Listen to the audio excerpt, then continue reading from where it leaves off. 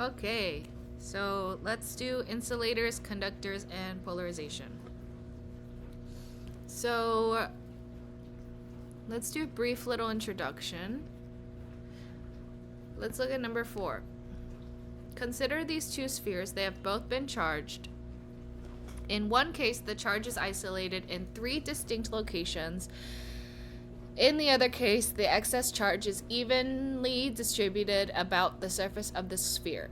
Which one of these spheres is made of an insulating material and which is made of a conducting material? So when you think of insulators,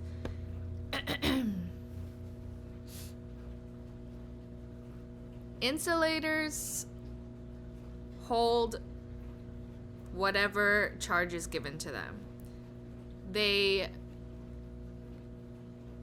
Okay, let's start with conductors, because conductors are kind of easier. Conductors are the ones that flow charge through them. They allow charge to flow freely through them. So when you think about sorry, I have a hang now, and it's like upsetting me. Okay. So this is an insulator, and this is a conductor. When you think about how energy can flow through things, it's much easier to go through a freeway. That's my dishwasher, ignore it. It's easier to go on a freeway where there are no potholes or anything, right? It's just straight and it's solid. Versus driving through like slime would be difficult, or driving through potholes would be difficult because there's so much to navigate through, right? So a conductor, it is evenly spaced out, and it allows charge to flow freely through. Now an insulator, you can see that it grabs the charge that was put onto it. It grabs it and it holds it right there. It doesn't distribute it either. So it's all clumped together. And it does not allow charge. Oh my. So an example of an insulator would be rubber, glass, plastic, etc. Example of a conductor, gold, copper, all the things. Now, like Mr. Music was talking about, just because something is a bad conductor does not mean that it's necessarily a good insulator, or vice versa. There are different things used for different things as well. Oh, great, my dishes are done. Okay, so let's go back to the beginning. Number 1, insulators are different than conductors in that insulators do not contain electrons or protons is wrong. Everything contains electrons and protons. Everything has electrons and protons. Do not contain any charge. It's just not true. I just don't even know how to say that. Have a weaker affinity for electrons is not true, because sometimes a conductor can have a weaker affinity for electrons. What determines an insulator from a conductor is just that an insulator does not allow charge to freely move, because it's all clumped together. Okay? Materials through which insulators can move readily, which means easily, are conductors. Semiconductors are ones that are like, they're good, but they're not that good, so it's not even worth talking about right now. Let me clear this thing. Okay, the diagram at the right, obviously we don't have a diagram, so I'm just going to draw one for us.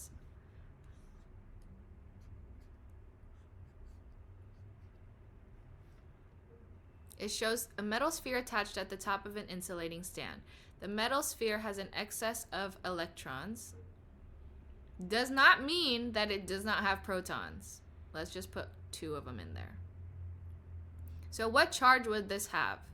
If it has 2 protons and 4 electrons, would it be positive or negative? It would be negative because there's 2 more electrons than protons, right? So a student holds various objects in her hand and touches the object to the sphere. Which of the following objects below would allow charge to throw it? Would allow charge. If it's allowing charge to flow through it, it has to be a conductor, right? Because an insulator would just grab it. So, if it's a conductor, it's not going to be a plastic straw. How would a plastic straw even do that? A piece of paper, how would that even happen? So a strip of aluminum foil I feel like would be fine. But a steel house key and a metal paper clip, I think a steel house key would be the best and a metal paper clip would be like meh. Okay. Conductors cannot be charged by frictional rubbing. So conductors do not use friction. Is that true or false? It's true. Conductors do not use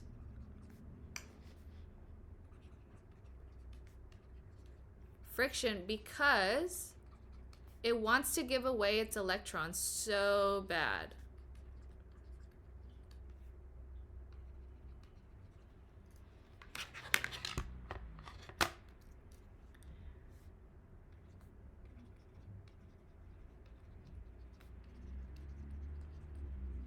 That it will charge even from the slightest little touch. So if it's friction is when you rub together things like the balloon and the hair or whatever. So we don't need that with conductors because it's just giving it away. So easy. Okay? Now we're getting into some crazy things. A balloon is charged by rubbing it with animal fur. It is then pressed against a wooden cabinet. The balloon and the cabinet attract, seeming to defy the force of gravity. Okay. So, first of all, electrons are not moving here, right? They're not transferring. They're simply rearranging within the balloon and within the wall. Okay? So polarization is when it's just rearranging to be on each side. And I'll show you what I mean. So if I have a balloon here and it has positive, negative, positive, negative, negative, what polarization does is I would just go positives on one side and the negatives would all be on one side. So I started with 2 protons and 3 electrons, right? I ended with still 2 protons and 3 electrons because it's all staying within the system. It's all staying within the balloon. Versus over here when we charge things, where is it?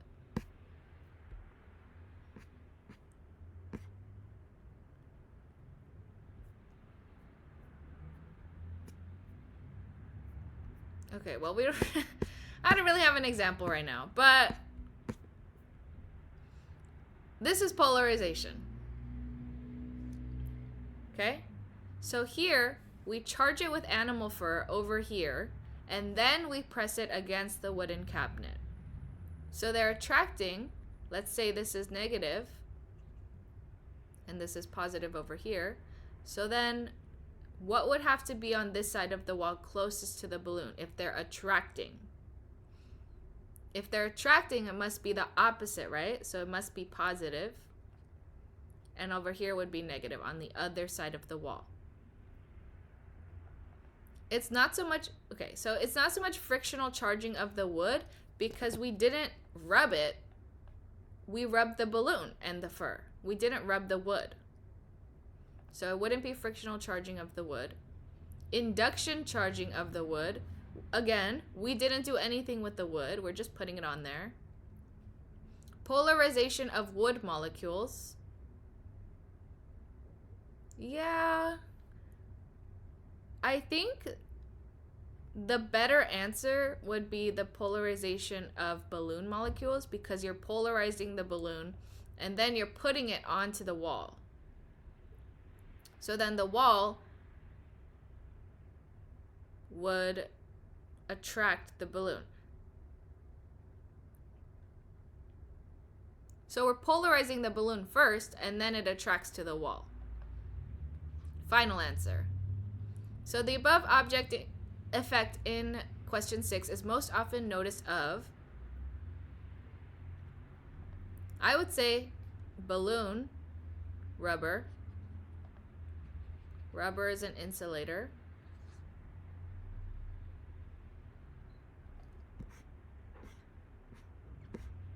Okay. Here. A negatively charged balloon is brought near a neutral conducting sphere. If it's negative, then the electrons in the sphere will move to the balloon. If this is neutral and this is negative, wouldn't the negative go towards the sphere? Because if this is neutral, it doesn't really have any to give, because then it would become positive and it doesn't want to do that. So this is not right. Protons in the sphere will move. Protons never move. Protons never move. They never move. Electrons on the sphere will move to the left side.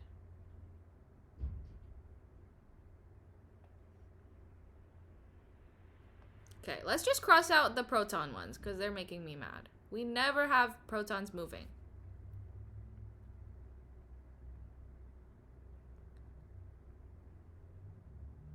Or you know what I'm thinking? Electrons in the sphere will move to the balloon. No, because then... Oh, I see what's going on. Okay. This is called process of elimination, LMAO. So in general, protons never move. Protons never move. But when we're talking about polarization, where it's moving only within the sphere, they can move. So if it's negative here, what has to be over here? And then the negatives would go to this side. So electrons in the sphere will move to the balloon. That's false because the electrons will go to the right side away from the balloons. Protons in the sphere will move to the balloon. That's true because they're attracting opposites. Sorry. Electrons in the sphere will move to the left side. That's wrong. Electrons in the sphere will move to the right side. That's true. Protons in the sphere will move to the left side. That's true. Protons in the sphere will move to the right side. That is false. So the process of inducing the movement of charge within the sphere is known as polarization.